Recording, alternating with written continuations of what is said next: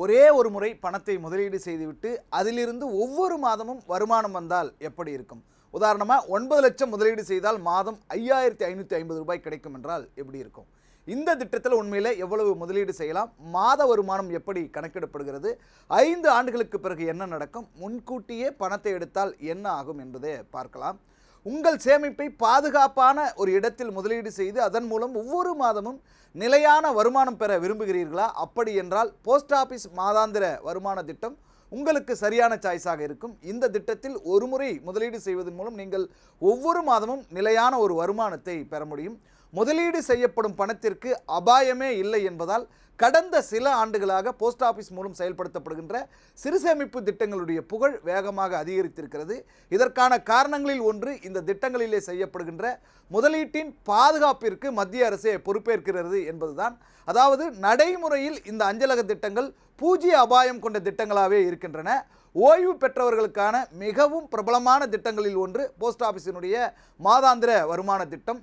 சந்தை அபாயம் எதுவும் இல்லாமல் நிலையான வருமானத்தை விரும்பும் ஓய்வூதியதாரர்கள் இடையே இந்த திட்டம் குறிப்பாக பிரபலமாக இருக்கிறது என்று சொல்லலாம். இந்த திட்டத்தில் ஒரு குறிப்பிட்ட காலத்திற்கு ஒரு மொத்த தொகை முதலீடு செய்யப்பட்டு அதற்கான வட்டி ஒவ்வொரு மாதமும் பெறப்படுகிறது. இதன் விளைவாக ஓய்வுக்கு பிந்தைய காலத்தில் நிலையான வருமானத்திற்கான ஒரு வழியாக இந்த திட்டம் பயனுள்ளதாக இருக்கிறது. போஸ்ட் ஆஃபீஸினுடைய மாதாந்திர வருமான திட்டம் தற்போது ஆண்டுக்கு 7.4% வட்டி விகிதத்தை வழங்குகிறது.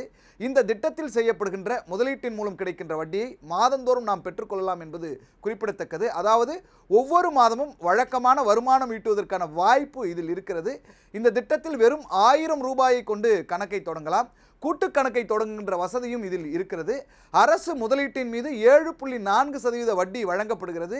ஒரே தவணையில் செய்யப்படுகின்ற முதலீட்டிற்கான அதிகபட்ச வரம்பு என்ன என்று பார்த்தால் அஞ்சலகத்தினுடைய இந்த மாதாந்திர வருமானம் தரும் திட்டத்தில் குறைந்தபட்ச மற்றும் அதிகபட்ச முதலீட்டு வரம்புகள் இருக்கின்றன.